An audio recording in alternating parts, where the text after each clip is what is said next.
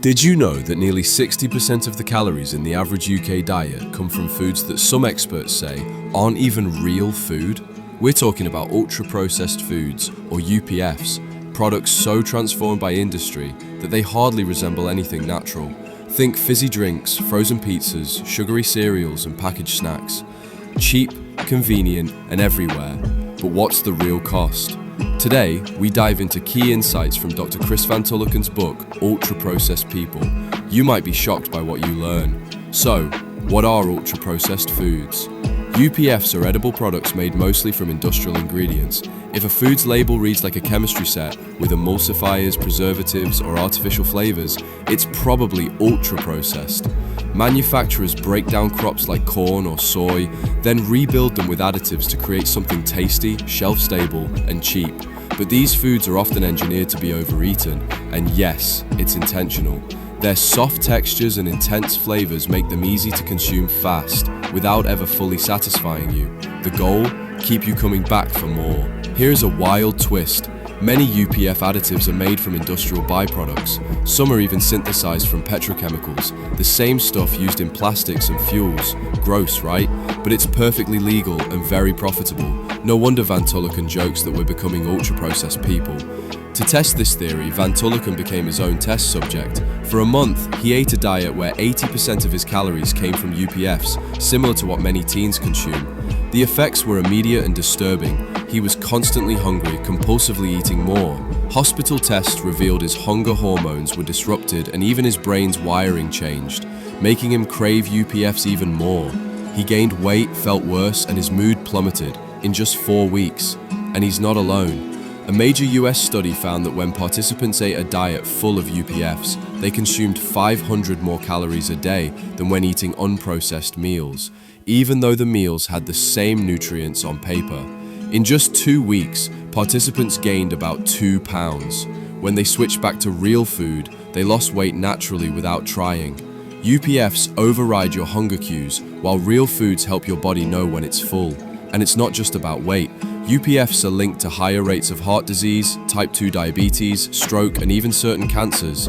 Studies have also connected them to depression, digestive disorders, and early death, even when calorie counts are controlled.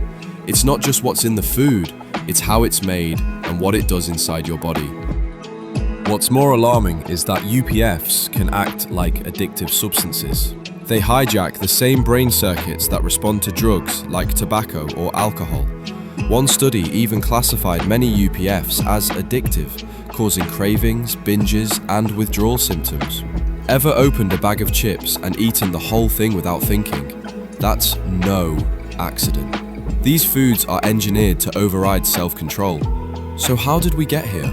It's not just personal choices, it's a systemic issue. In the UK and beyond, most of the food we're surrounded by is ultra-processed. Supermarkets, schools, and even hospitals are full of it. And just 6 multinational companies produce 75% of the world's food calories. These corporations shape our food environments, flood us with advertising from childhood, and make it harder to access real food. As Van Tulleken notes, you'll never see $1 billion campaign for apples, but you will for neon orange cheese puffs. Okay, take a breath. It's intense, but it's not hopeless. Let's talk about what you can do today to start shifting away from ultra-processed food. Tip 1. Be a food detective. Start reading ingredient labels. A long list of unfamiliar or artificial ingredients. Red flag. The simpler, the better. Tip 2. Use food checking apps. Apps like Yuka and Open Food Facts help you scan barcodes and instantly see how processed a product is. They break down nutritional content, highlight harmful additives, and even suggest healthier alternatives. Open Food Facts uses the Nova scale to show how ultra-processed something is. These tools help you make smarter choices fast. Tip 3. Cook at home when you can. You don't need to be a chef.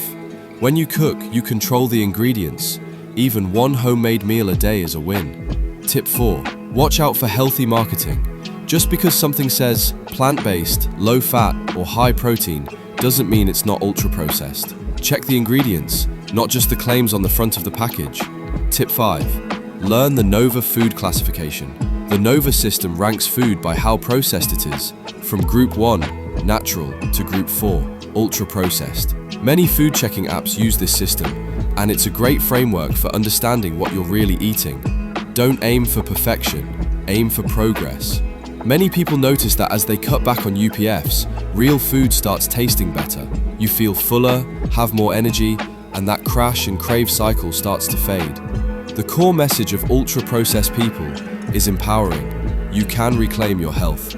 Every real food meal you choose chips away at the hold UPFs have on your body and brain. So start small, cook one extra meal this week, try one new healthy snack, share what you learn. Little changes add up and they just might change your life. You've got this. Let's break free from the UPF trap, one bite at a time. Eat well, live well, and remember, you have the power to choose what fuels your body. Bon appetit to real food.